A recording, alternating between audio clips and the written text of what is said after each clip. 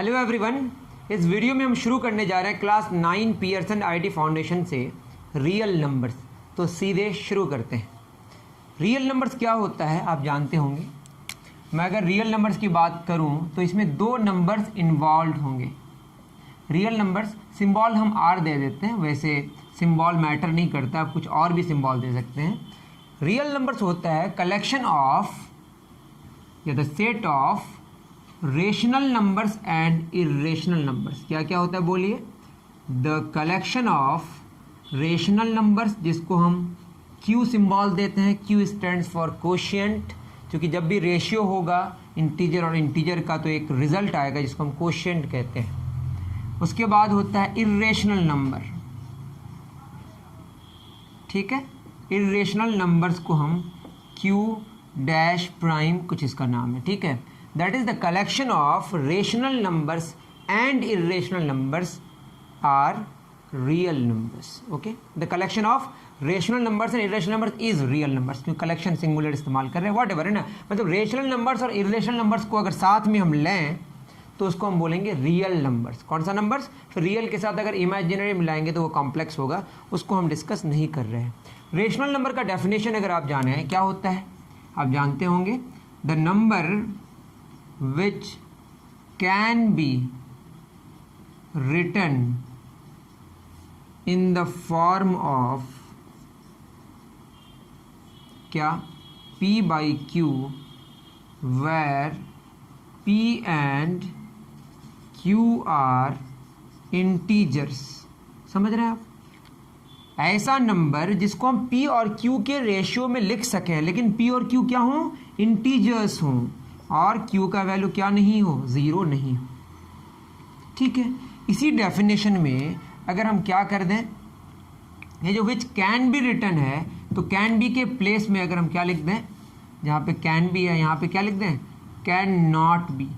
उसके बाद आगे और पीछे आपको सेम लिखना है तो होगा इरेशनल नंबर्स। अब ये क्या चीज़ है, मैं अगर रेशनल नंबर को अगर एक एक करके समझने की कोशिश करूँ, जैसे हमारे पास एक नंबर है 0 और अगर मैं लिखूँ 0/5, क्या मतलब है इसका, 5 रुपये हैं, 0 बच्चे हैं, कितने बच्चे हैं, 0 बच्चे, 0 रुपये हैं, 5 बच्चे हैं, तो एक एक बच्चा को कितने कितने रुपये मिलेंगे, कितना, 5 0 0, सिंपल, सबको 0 0 मिलेगा। तो क्वोशिएंट कितना आया, 0, या आप कहेंगे 5 0 0, क्वोशिएंट हमारा कितना आया, 0।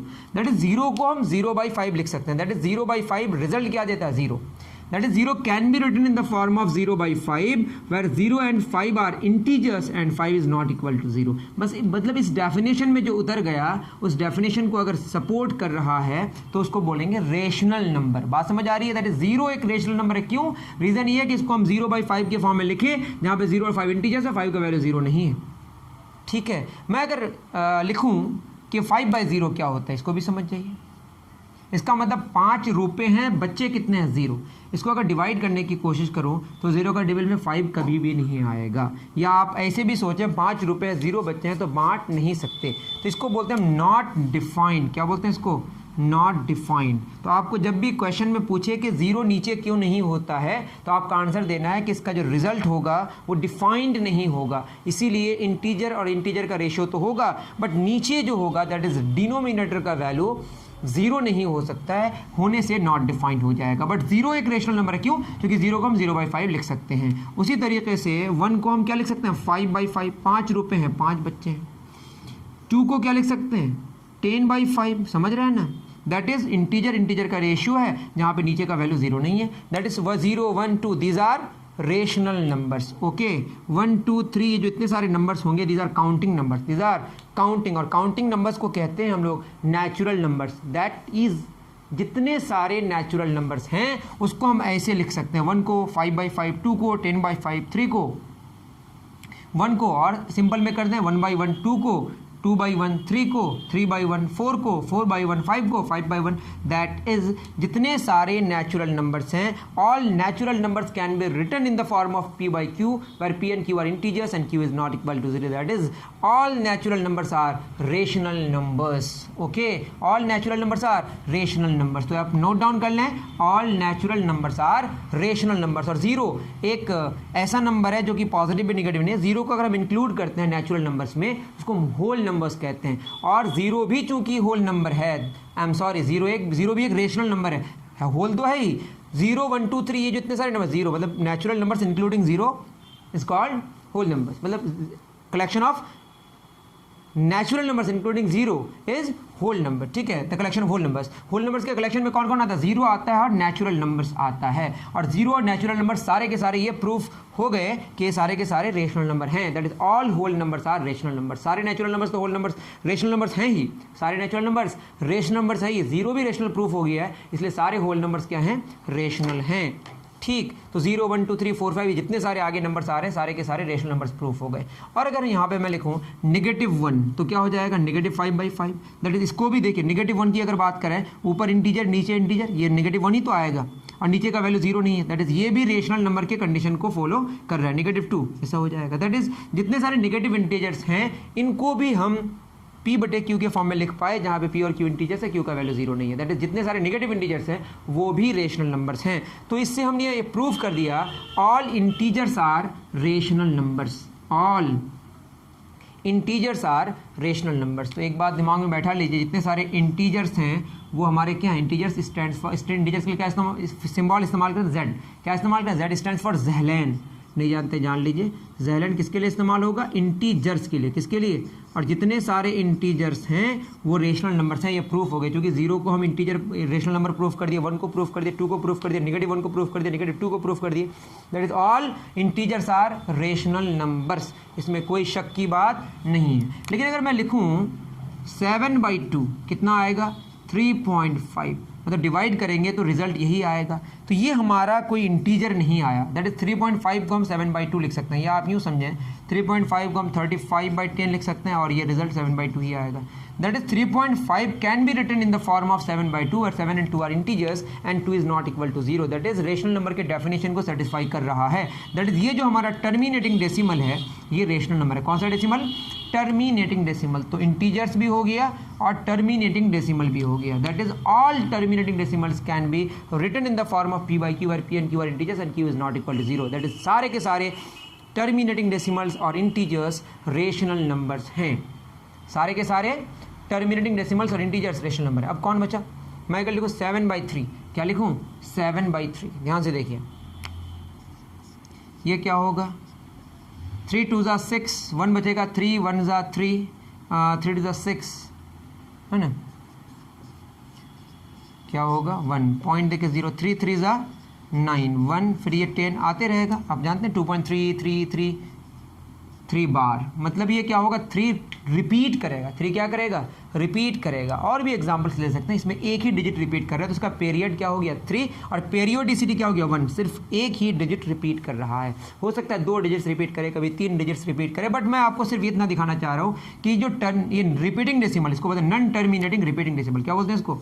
Non terminating recurring decimal. क्या लिखा हुआ है? Non terminating recurring decimal. That is non terminating recurring decimals को भी हम p/q के फॉर्म में लिख सकते हैं, जहां पे p और q इंटीजर्स है, q का वैल्यू 0 नहीं है. That is all non terminating recurring decimals are rational numbers.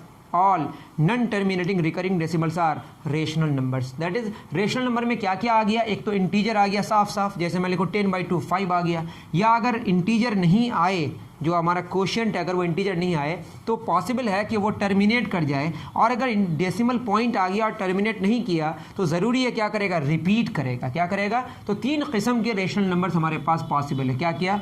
Integers, terminating decimals, non terminating recurring decimal. That is अगर मैं रेशनल नंबर को कलेक्ट करूं, इसके कलेक्शंस को जानूं, तो या तो इंटीजर्स आएगा, या टर्मिनेटिंग डेसिमल्स आएगा, या नॉन टर्मिनेटिंग रिकरिंग या रिपीटिंग डेसिमल्स आएगा. तो मैं कह सकता हूं the collection of integers, terminating decimals and non terminating recurring decimals is the collection of rational numbers. तो रेशनल नंबर्स में क्या क्या आ गया, इंटीजर्स आ गया, टर्मिनेटिंग डेसिमल्स आ गया, नॉन टर्मिनेटिंग रिकरिंग डेसिमल्स आ गया। मैं अगर आपको इसको समझाने की कोशिश करूँ रिकरिंग डेसिमल में, जैसे 1/7 लूँ मैं, तो यहाँ पे अगर आप डिवाइड करेंगे 7 0 ज़ा 0 1 पॉइंट देके 0, 7 1 ज़ा 7 3 0, 7 4 ज़ा 28 2 0, 7 2 ज़ा 14 6 0, 7 8 ज़ा 56 4 0, 7 5 ज़ा 35, यहाँ पे 5 लिखते हैं 5 0, 7 7 ज़ा 49 1 0, ये 1 0 फिर यहाँ पे रिपीट कर रहा है, दैट इज़ ये सारा फिर रिपीट करेगा 1 4 2 8 5 7 1 4 2 8 5 7, मतलब ये आएगा पूरा 1 4 2 8 5 7 बार बार रिपीट करते रहेगा। इसकी पेरियोडिसिटी 6 हो गई, मतलब 6 डिजिट्स एक साथ रिपीट करेगा। तो आप समझ पा रहे हैं, the collection of integers, terminating decimals and non terminating decimals are rational numbers. इसका मतलब रेशनल नंबर में क्या नहीं आया, इंटीजर्स तो रेशनल में आ गया, टर्मिनेटिंग डेसिमल्स भी रेशनल में आ गया, कौन नहीं आया, नॉन टर्मिनेटिंग रिकरिंग भी आ गया रेशनल में, कौन नहीं आया रेशनल में, non terminating non recurring decimals.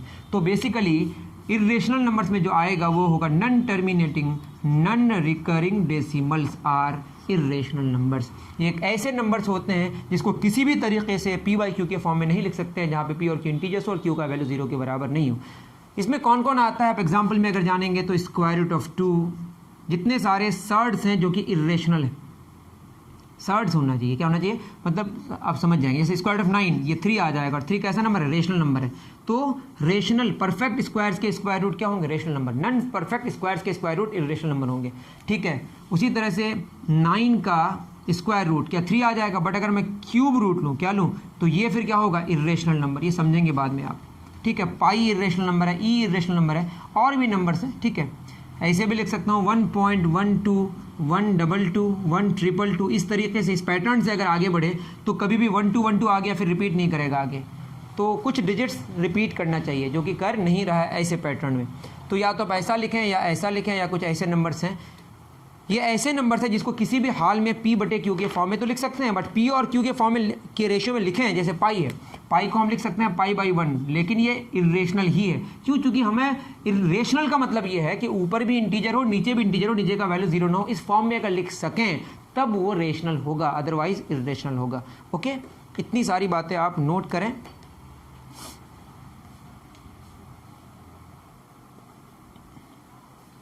लिख लिए, तो क्या कहेंगे हम लोग, the collection of rational numbers and irrational numbers is the collection of real numbers. Okay, तो रियल नंबर्स को अगर हम इसका एक ट्री डायग्राम बनाए तो इसमें क्या क्या आएगा, रेशनल नंबर्स और इरेशनल नंबर्स। रेशनल में क्या क्या आएगा, रेशनल में इंटीजर्स आएगा, टर्मिनेटिंग डेसिमल्स आएगा, नॉन टर्मिनेटिंग रिकरिंग डेसिमल्स आएगा। इसमें क्या आएगा, non terminating non recurring decimals आएंगे।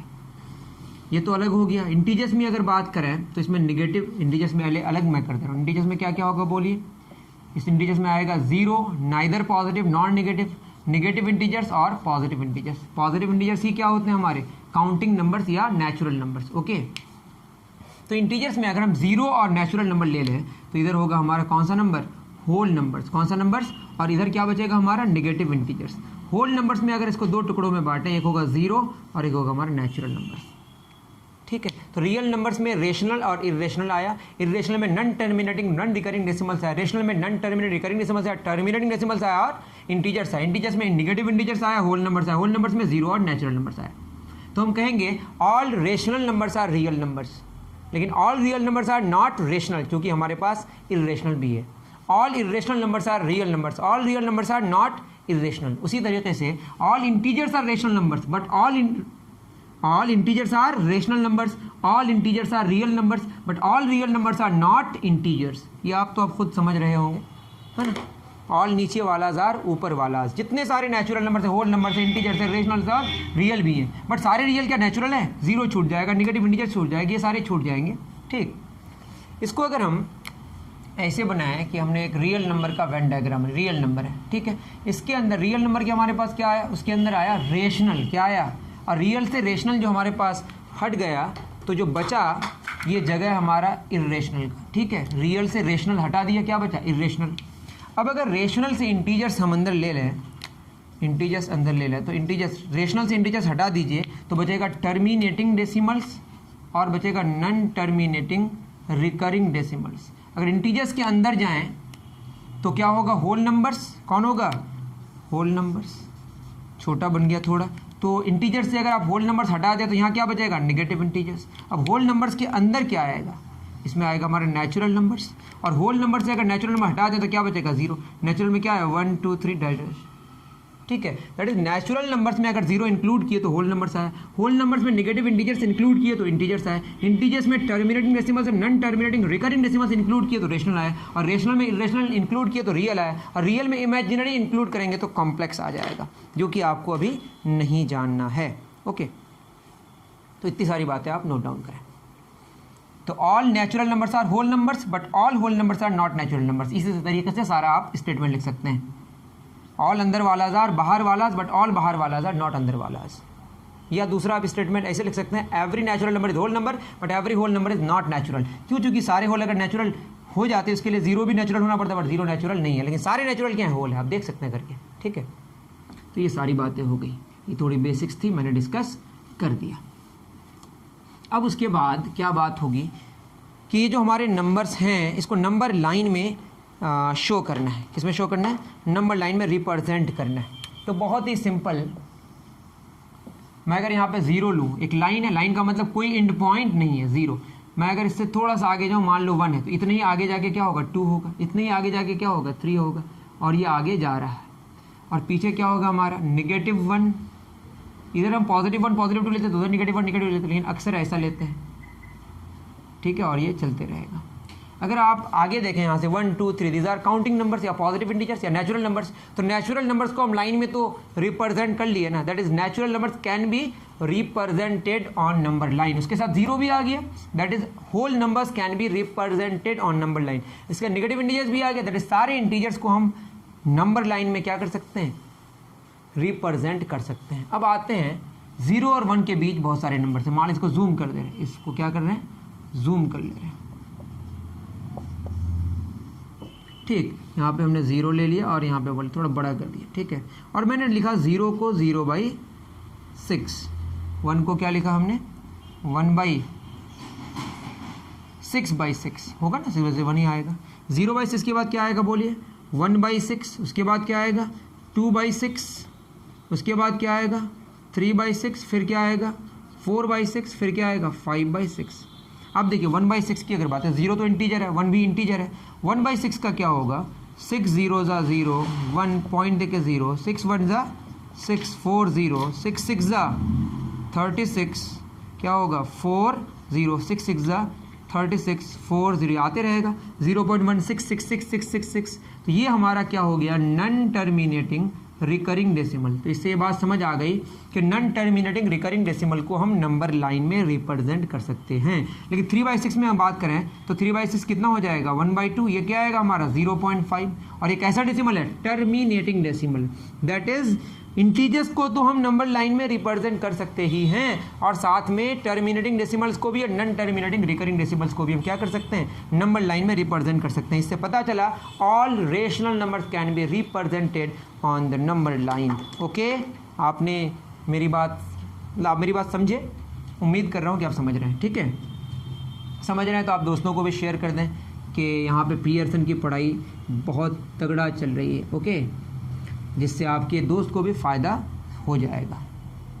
ओके, चलें आगे। All rational numbers can be represented on the number line. Okay, चलिए अब बात यह है कि सारे रेशनल को तो मैंने नंबर लाइन में रिप्रेजेंट कर दिया, लेकिन क्या इरेशनल नंबर को भी नंबर लाइन में हम रिप्रेजेंट कर सकते हैं? अगर ऐसा कर सकते हैं तो सारे रियल नंबर्स क्या हो जाएंगे, नंबर लाइन में रिप्रेजेंट हो जाएंगे। तो हम लोग बोलेंगे all real numbers can be represented on number line, बशर्ते कि इसके लिए इरेशनल को भी आप नंबर लाइन में रिप्रेजेंट कर सकें, ये आपको बताना पड़ेगा।